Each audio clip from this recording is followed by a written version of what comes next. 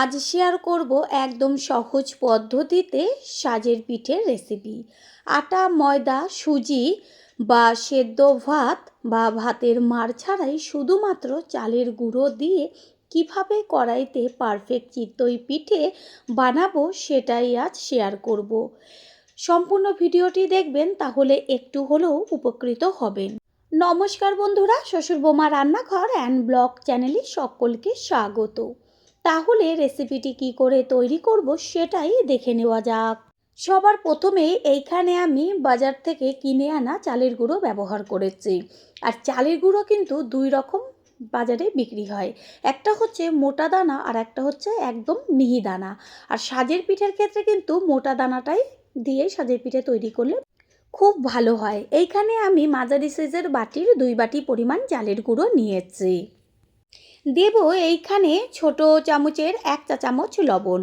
আর এই সাজের পিঠের ক্ষেত্রে কিন্তু লবণটা একটু বেশি দরকার হয়। এইখানে নিয়েছি উষ্ণ গরম জল, আর আমি আঙুল দিয়ে দেখিয়ে দিচ্ছি যে হাতে কিন্তু সহ্য হচ্ছে ঠিক সেরকম গরম জল।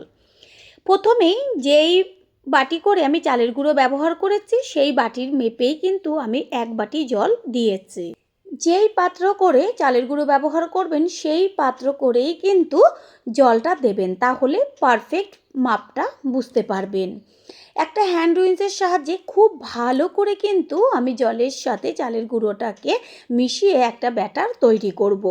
একটু সময় নিয়ে কিন্তু ব্যাটারটাকে তৈরি করতে হবে। যত ভালো করে ব্যাটার তৈরি করবেন সাজের পিঠাটা কিন্তু ততই একদম জালিদার আর ফুলকো তৈরি হবে।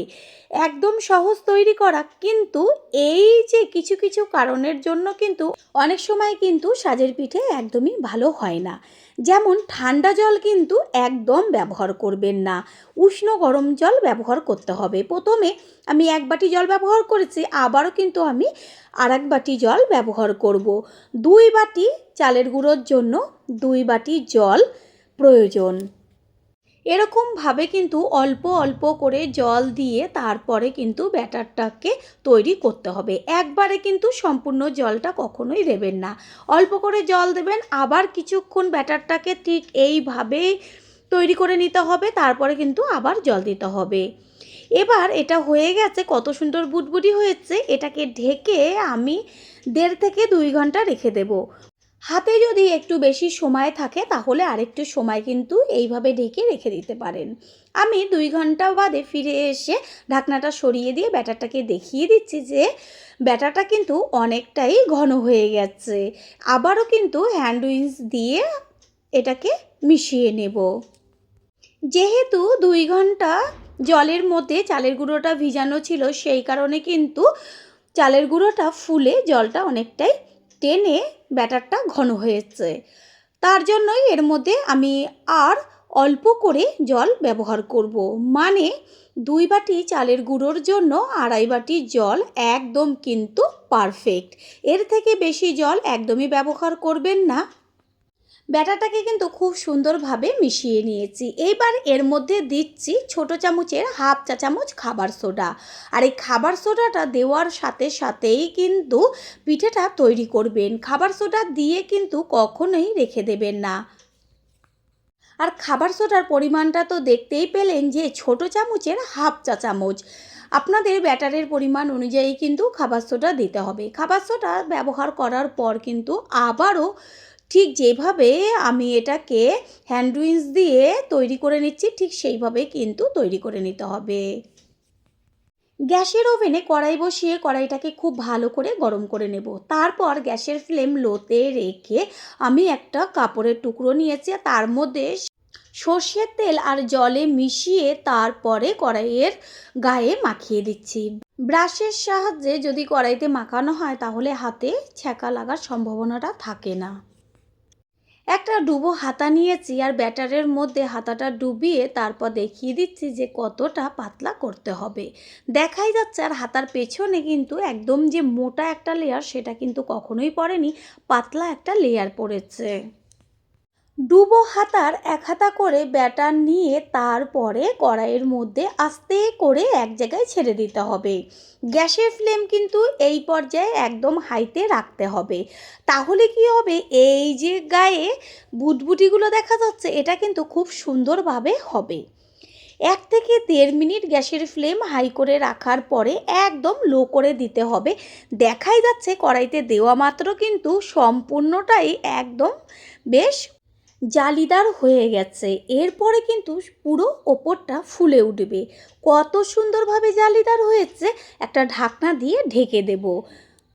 3 থেকে 4 মিনিট বাদে কিন্তু কড়াইয়ের ঢাকনাটা সরিয়ে দিয়ে দেখিয়ে দিচ্ছি কত সুন্দরভাবে মাঝখানটা ফুলে উঠেছে আর সম্পূর্ণটা জালিদার হয়ে গেছে।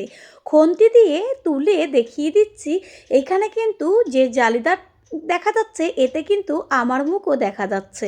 সাথে সাথে যখন আপনারা তৈরি করবেন আপনাদের মুখটাও দেখা যাবে। এটা দেখে মনে হচ্ছে যেন মাটির সরায় তৈরি করা সাজের পিঠে। গরম গরম এই পিঠের সাথে খেজুরি গুড় দিয়ে খেতে কিন্তু একদম জমে যাবে, আর সাথে কিছুই লাগবে না। পিঠে কিন্তু একদম কমপ্লিট। এবার পাশে রেখেছি খেজুরির গুড় আর সাথে সাজের পিঠে। কত সুন্দর জালিদার হয়েছে, আর পেছনটা দেখা যাচ্ছে যেমন দেখতে সুন্দর তেমন তার টেস্ট। সেমভাবে আর একটা করে দেখিয়ে দিচ্ছি। কাপড়ের মধ্যে তেল মাখিয়ে তারপরে কড়াইয়ের চারদিকে কিন্তু মাখিয়ে দিতে হবে। আর গ্যাসের ফ্লেম হাই করে দেব যখন এই ব্যাটারটা দেওয়া হবে। ডুবো হাতায় করে এক হাতা ব্যাটার নিয়ে আস্তে করে কড়াইয়ের ওপরে কিন্তু এক জায়গায় ছেড়ে দিতে হবে। যতবার কিন্তু পিঠে তৈরি করবেন ততবারই কিন্তু একটু ভালো করে তেল মাখিয়ে নিতে হবে। ব্যাটারটা কড়াইতে দেওয়ার সাথে সাথেই কিন্তু ঢাকনা চাপা দিয়ে দিতে হবে। আমি যেহেতু আপনাদের সাথে শেয়ার করছি সেই কারণে এই যে জালিদারটা সেটা দেখিয়ে দিলাম। এবার ঢাকনা দিয়ে ঢেকে দেব। পুরনো বন্ধুদের সবসময় আমাদের পাশে এইভাবে ভালোবেসে সাপোর্ট করার জন্য অনেক অনেক ভালোবাসা। 3 থেকে 4 মিনিট বাদে কড়াইয়ে ঢাকনাটা সরিয়ে দিয়ে তারপরে পিঠেটাকে তুলে নেব। পিঠে কিন্তু একদম কমপ্লিট হয়ে গেছে। আর এই পিঠেটা কিন্তু কোনো রকম তোলার সময় কোনো সমস্যা নেই, একদম সাথে সাথেই খুন্তি দিয়ে ধরলেই উঠে চলে আসবে। এইভাবেই সমস্ত পিঠেগুলো তৈরি করে নিয়ে ফিরে আসছি। প্রথমবার যারা আমাদের চ্যানেল ভিজিট করছেন তাদের আন্তরিক শুভেচ্ছা ও ভালোবাসা। আমাদের রেসিপিগুলো যদি ভালো লেগে থাকে সাবস্ক্রাইব করে দেওয়ার অনুরোধ রইল ও পাশে থাকা বেল আইকনে ক্লিক করলে পরবর্তী ভিডিওগুলো সবার আগে আপনাদের কাছে পৌঁছে যাবে। তৈরি হয়ে গেল মাটির সাঁচের মতন কড়াইতে সাজের পিঠে। আশা করি রেসিপিটি ভালো লাগলো। আর যদি ভালো লেগে থাকে একটা লাইক, কমেন্ট, পারলে একটা শেয়ার করে অবশ্যই জানাবেন। আপনাদের দেওয়া একটা লাইক ও একটা শেয়ার কিন্তু আমাদের কাছে অনেক অনেক গুরুত্বপূর্ণ। All friend, thanks for watching my video. আপনারা সকলে ভালো থাকবেন, সুস্থ থাকবেন। আবারও দেখা হবে অন্য কোনো রেসিপির এপিসোডে।